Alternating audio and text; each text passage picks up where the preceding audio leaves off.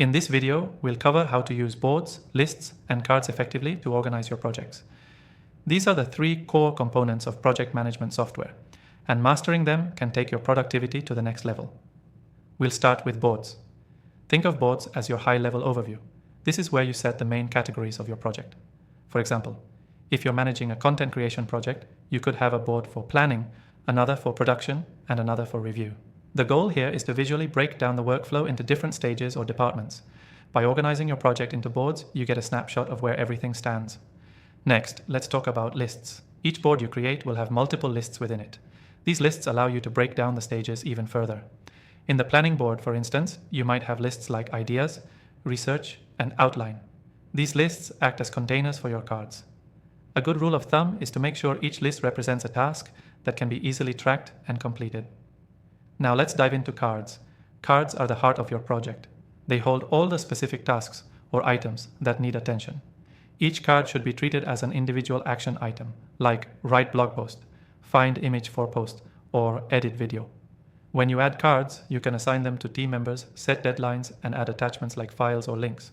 Cards give your lists meaning and make sure you're staying on track. Now, how do you tie all of this together?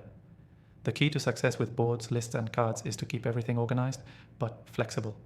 As your project progresses, you can easily move cards from one list to another, adjusting your workflow in real time. Let's say you've finished researching your blog post idea.